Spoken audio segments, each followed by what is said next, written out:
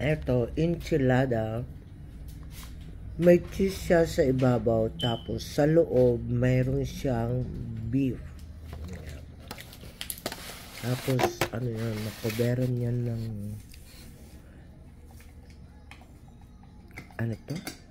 What do you call this one? This one? Flour. Tortilla. Address ko mo dati tertulyan di bagbaga. Tortilla. Oh, this is tortilla. Yeah. Tortilla, beef inside, cheese na bake yan sa ano, binik nila. Ayan. Yes.